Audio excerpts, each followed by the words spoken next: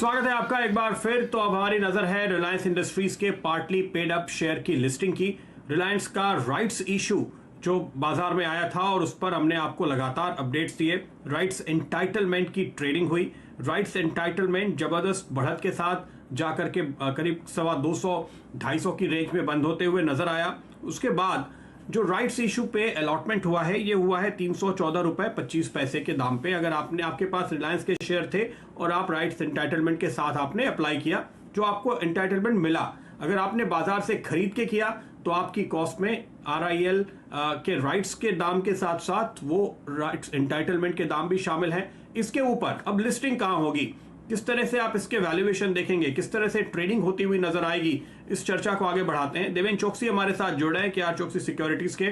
देवेंद्र जी, स्वागत है आपका। ये जो partly paid up share list होने जा रहा है, क्या इसको लेकर आपने कोई अंक गणित लगाया है, किस लेवल पर कैसे लिस्टिंग होगी?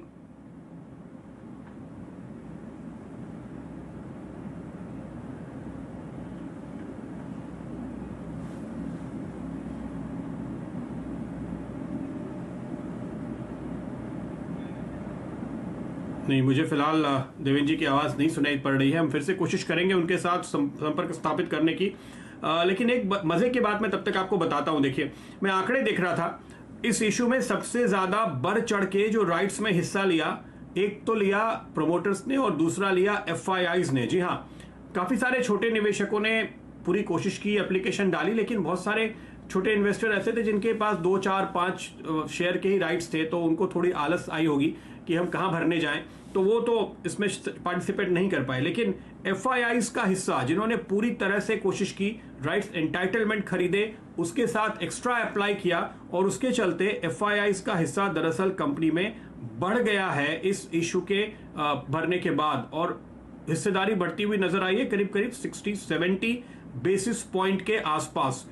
24.7% पे पहुंच गया FIIs का हिस्सा 24.05 के मुकाबले। तो आप देख सकते हैं संस्थागत निवेशकों के बीच, विदेशी संस्थागत निवेशकों के बीच किस तरह की होड़ थी इस राइट्स इशू के जरिए ज्यादा से ज्यादा शेयर्स को एक्वायर करने की, क्योंकि वो एक बहुत अच्छी और लंबी वैल्यू इसमें देख रहे हैं, और वही बड़े प्लेयर थे जब राइट्स एंटाइटलमेंट ट्रेड हो रहा था उस वक्त भी। देवेंद्र भाई जुड़ चुके हैं हमारे साथ। देवेंद्र भाई बताइए, क्या है आपकी उम्मीद?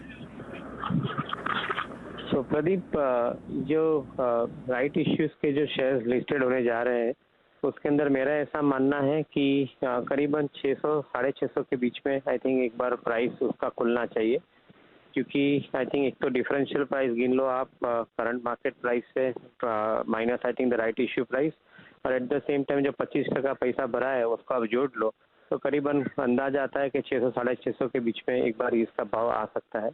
जो इन्वेस्टर्स अभी तक ये मार्केट के अंदर रिलायंस के अंदर इन्वेस्ट नहीं कर पाए उनके लिए एक अच्छी एक अपॉर्चुनिटी इससे भी बनती है कि आपको करीबन 600-650 के आसपास आपको रिलायंस के अंदर इन्वेस्टमेंट का एक अपॉर्चुनिटी मिलता है, और उसके साथ में आपको परसेंटेज अप्रिसिएशन का एक अच्छा चांस रहता है, क्योंकि suppose if underlying stock price increase to 2000 from current level, then 400 रुपया इसके अंदर भी राइट के शेयर के दाम भी बढ़ेंगे।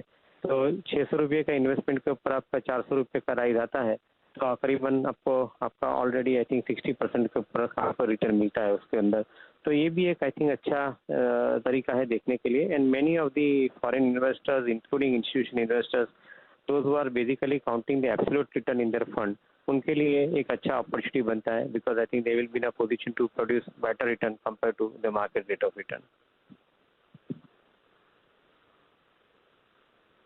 जी, देवेंद्र भाई आपसे प्रश्न एक और है। जैसे मान लीजिए जो आज आप लिस्टिंग देखेंगे मंडे को, वो जो राइट्स एंटाइटलमेंट का प्राइस था लगभग 220 रुपये जो बंद हुआ था, और 314 रुपये आपको उसके ऊपर मिलाकर बढ़ता हुआ दिखता है, या फिर 314 रुपये के ऊपर आप एक प्रीमियम आता हुआ दिखेंगे? बहुत लोगों ने राइट्स को खरीदा भी है जो कि एक प्रीमियम पे बिका था, तो इस गुत्थी को कैसे सुलझाया जाए कि ओपनिंग प्राइस क्या होगा? तो शैल बहुत सिंपल है कैलकुलेशन उसका। आपका अंडरलाइंग स्टॉक का प्राइस सपोज आज का भाव 1575 का भाव है, तो 1575 में से आप 1257 रुपया जो राइट का दाम है वो निकाल दीजिए, तो बाकी का जो पैसा बचता है तो उतना उसके अंदर आपको 314 रुपये आपको जोड़ना है। तो करीबन आपको भाव मिल जाएगा ये 600 650 के आसपास मैंने जो बताया वो आपको भाव मिल जाएगा। और ये सिंपलेस्ट तरीका रहेगा कि उसके मीनिंग इसलिए भी है कि आप जो अंडरलाइंग शेयर का भाव और राइट का दाम देख रहे हो उसके अंदर जो डिफरेंस है उसको दो पार्ट में मैं डिफरेंस को मैं ब्रेक करता हूँ। एक तो सबसे बड़ा डिफरेंस है 943 रुपया जो आपको 12 से 18 महीने में भरना है, 314 रुपये अगले महीने में और बाद में 629 रुपया नवंबर महीने में।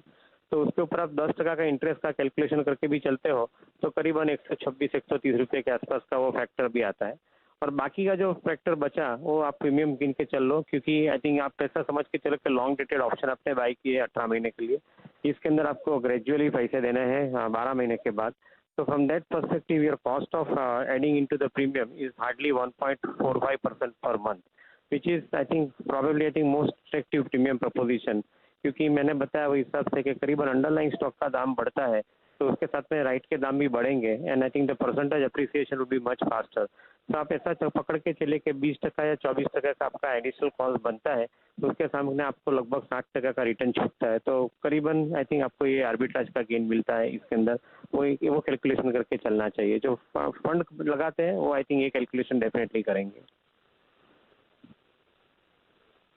चलिए, पहले 5 या 7 मिनट आपको रिलायंस राइट्स का जो स्टॉक है वो सेटल होता हुआ दिखेगा मंडे को। तो शुरू में बिल्कुल उसमें कदम ना रखें, जब पहले 15 या 20 मिनट बीत जाएं तो आपको प्राइस ठीक से सेटल होता हुआ दिखेगा।